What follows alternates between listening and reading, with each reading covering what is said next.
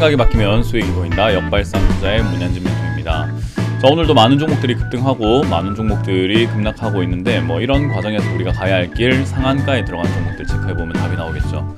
도움되신다면 좋아요, 구독, 그리고 알람 설정까지 반드시 부탁드리고요. 오늘은 저희가 또 합동 강연을 준비했습니다. 리포트 깨부수기, 리포트 찢어버리기라는 주제인데요. 궁금하시다면 오셔서 또 어떤 리포트들이 나왔는지, 그리고 그거를 또 우리가 어떻게 관찰하는지 지켜보신다면은 여러분들이 또 시장을 이해하는데 한층 더 도움이 되지 않을까 생각이 듭니다. 많은 참석 부탁드리겠고요. 바로 출발해 보도록 하죠. 자, 일단 오늘 시장 조금 버텼습니다. 일단 SK하이닉스와 삼성전자가 어제도 좀 버텨주는 모습이었는데 오늘은 조금 반등에 성공하는 모습까지 보여주면서 지금은 시장 다른 종목들이 굉장히 많이 빠졌는데 오늘은 다른 종목들이 다 올라와주면서 이렇게 하락을 조금은 막아내는 모습입니다. 일단 당장에 급한 불은 껐다라고 생각할 수 있는 부분이고요. 하락이 완전히 멎으려면은 일단 다음 주까지는 지켜봐야 될 것 같아요. 다음 주에 잭슨홀 미팅이라고 해서 아무래도 굉장히 중요한 또 경제를 총망라하는 그런 회의가 있거든요. 그런 미팅에서 또 어떤 이야기들이 나오게 될지, 테이퍼링에 대한 이야기들이 어떤 이야기들이 나오게 될지 좀 지켜봐야 되는 부분들이 있습니다. 그래서 그런 부분들이 지금 전 세계 경제가 좀 불균형을 좀 이루어오고 있거든요. 신흥국들은 굉장히 많이 힘들어하고 있고 무너지고 있는데 좀 이렇게 우량한 국가들, 튼튼한 국가들은 잘 버텨주고 있는데 그 버티는 것도 조금 리스크가 있어 보이지 않나라는 그런 시각들이 많아요. 그래서 그런 불균형을 어떻게 해소할 것인가, 그리고 어떻게 지금 금융위기라고 할 만한 내용들, 그런 것들을 잘 정리할 것인가에 대한 문제가 이야기 나올 것 같으니까 좀 지켜봐야 되지 않을까. 그래서 여러분들 그쪽에 관심을 가지고 보시는 게 좋을 것 같습니다. 자, 그 말은 다음 주까지는 약한 반등이 조금 나온다고 하더라도 여기서 갑자기 폭등하고 올라가는 그런 모습은 기대하기가 좀 힘들겠죠. 그래서 지수가 약간 반등을 시도하려고 할 것이다. 그때 여러분들이 현금화를 하지 못했던 분들이라고 한다면은 지금이라도 이제는 하는 것이 어떨까? 반등이 나왔을 때 하는 거지 내려갈 때 하는 건 아니거든요. 그래서 추가 매수보다는 반등 시 매도를 통해서 현금화를 하지 못했던 분들 현금화를 좀 하시는 게 좋지 않을까. 그리고 비중을 좀 줄이지 못했던 분들도 비중을 좀 줄이는 그런 역할로서 사용하시는 거 어떨까라는 조언을 드릴 수가 있겠네요. 자, 어쨌든 여러 가지 방면에서 지금 이제 지수가 반등이 나오려고 하는 모습이라서 그나마 다행이다라고 생각이 들고요. 일단 오늘 급등하고 있는 종목들을 살펴보게 되면은 플레이티어 그리고 신흥 SAC 이렇게 두 개의 기업이 급등해 있는데 사실 그렇게 관심 가져 볼 만한 종목들은 아니죠. 플레이티어는 신규 상장주고요. 신흥 SAC는 역시 품절주기 때문에 이렇다 할 만한 좋은 종목들은 아니에요. 그래서 이런 것들 급등돼 있고 21개의 종목이 또 급등되어 있는데 거의 N자 반등이라던가 우리가 흔히 말하는 잡주 있죠. 변동이 굉장히 심한 종목들. 예를 든다면 대원제약 같은 경우도 보면은 변동이 상당히 심하다라는 거. 급등했다가 빠졌다가 뺐다가 올렸다가 올라갔다 내려갔다가 내려갔다가 올라갔다 내려갔다 이게 계속 반복을 하고 있는 종목이잖아요. 이런 기업들이 지금 좀 많다라는 것을 여러분들이 관심을 가져야 될 것 같아요. 그래서 이런 것들이 조금 눈에 많이 보인다 생각하시면 될 것 같고요. 그 외에도 신화콘텍 이런 것들도 급락 이후에 바로 급등이 나오고 있는 모습이죠. 상당히 빠졌다가 올라가는 변동이 심한 종목들이에요. 물론 이런 거 잡으면 수익이 날 것 같아 보이기도 하지만 역시 양날의 검이죠. 손실이 날 수도 있다는 거 기억하시면 되겠고요. 그리고 오늘 하한가 들어간 종목들 되게 많습니다. 아무래도 반기 보고서를 제대로 제출하지 못했거나 반기 보고서에서 의견 거절을 당했거나 손실이 너무 컸다거나 영업이익이 적자가 났다거나 그런 기업들이 지금 쭈루룩 하고 빠져내려가는 모습입니다. 아무래도 제가 관리 종목 딱지가 붙어 있거나 환기 종목 딱지가 붙어 있으면은 투자하지 않는 게 좋다라고 말씀드렸는데 이제 그런 기업들 이제는 이제 진가를 발휘하고 있죠. 이제 자기들 나는 사실은 이런 기업이었지롱 하면서 툭툭 빠지는 모습으로 진행이 되고 있습니다. 좋은 기업들은 아니다라고 생각이 들고요. 액세스 바이오 같은 경우도 이제 적자 전환 소식이 이렇게 급락을 했어요. 그래서 이제 실적이 좋지 않은 기업들 투자하고 계셨다라고 한다면은 사실 이런 일이 발생이 된다. 자한바이오 같은 경우는 제가 상담도 굉장히 많이 받아봤던 것 같은데 이거 답도 없다라고 여러 번 설명해 드렸던 것 같아요. 그래서 이런 기업들 투자하지 않는 것이 현명하다라고 보시면 되겠고요. 신흥 SAC부터 먼저 보도록 할 텐데요. 요 기업 같은 경우는 좋냐 나쁘냐로 따져본다면은 사실 좋은 기업도 아니고 나쁜 기업도 아닌 그런 기업이에요. 일단 실적은 굉장히 잘 나오고 있는 기업이고요.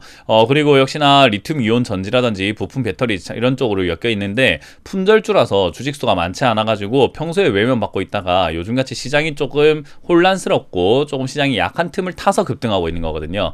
그래서 좋다라 좋다라고 말하긴 좀 그래요. 그러니까 기업은 좋은데 주가가 이런 식으로 움직이면은 조금 우리 흔히 말하는 친구가 공부를 잘하는데 좀 이렇게 자랑을 하거나 내가 공부 잘하는 걸 좀 뻐기는 그런 친구가 있으면 좀 재수없다라고 하잖아요. 그런 것처럼 좋은 기업을 우리가 미리 알아내고 자기가 이렇게 떠벌떠벌 하는 게 아니라 좋은 기업 미리 알아내고 우리가 올라갈 때 역시 좋은 기업 맞구나 라고 돼야 되는데 뭐 이 틈을 타서 급등하고 올라왔다라는 것은 사실 투자 메리트는 굉장히 떨어진다라고 볼 수 있거든요.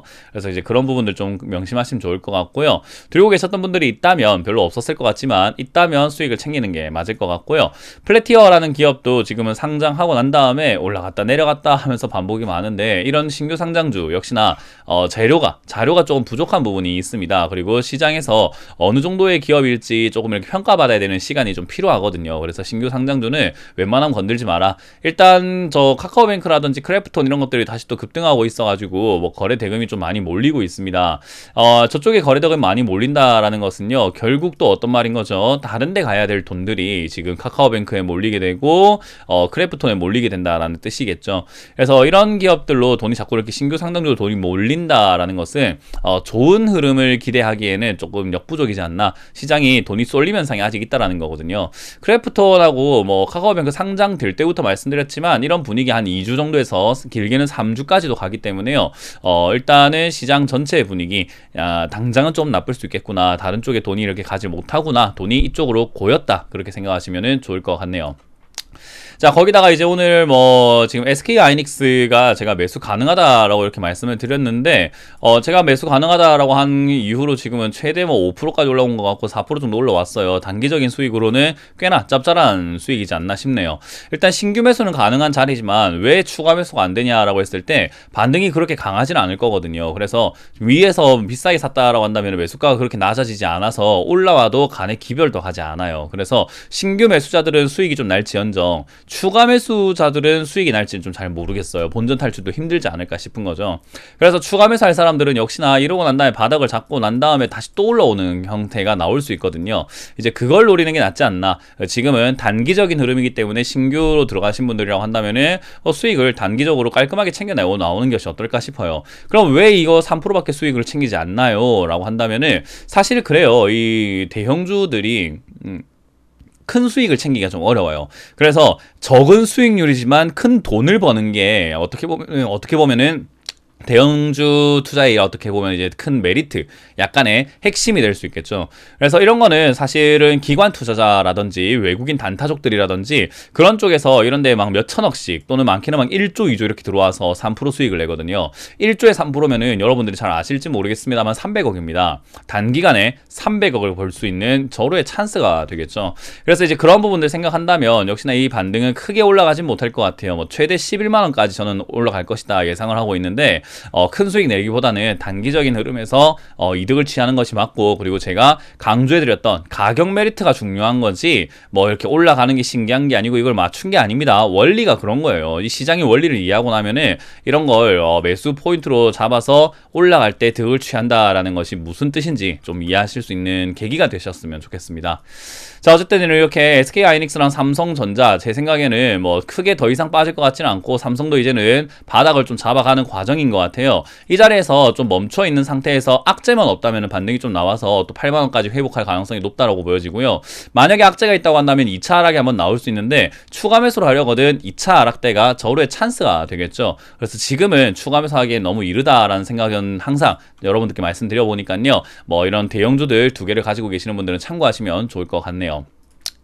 자, 일단 시장도 아까 말씀드린 것처럼 강하게 반등 나올 것 같지는 않아요. 그렇기 때문에 지금은 경거망동 하시는 것보다는 현금화하지 못한 분들이 반등 나올 때 현금화를 좀 진행하시는 게 좋고, 현금을 들고 계셨던 분들은 아직까지도 현금을 좀 들고 기다려야 됩니다. 우리가 지금 조금 빠졌을 때 추가 매수하려고 현금 들고 기다렸던 건 아니잖아요. 좀 충분히 빠져가지고 정말 저가 메리트가 있을 때 추가 매수를 하거나 신규 매수를 하고 싶어서 현금 들고 있었던 거기 때문에 우리가 왜 현금 들고 지금까지 기다리고 참아왔는지를 생각하시면서 겨우 이 정도에 우리가 추가 매수하려고 하냐? 겨우 이 정도의 신규 매수하려고 하냐? 이런 마인드를 조금 강하게 챙겨주시길 바라겠습니다. 자, 이렇게 오늘 마쳐보도록 하겠습니다. 지금까지 역발상 투자의 문현진 멘토였습니다. 고맙습니다.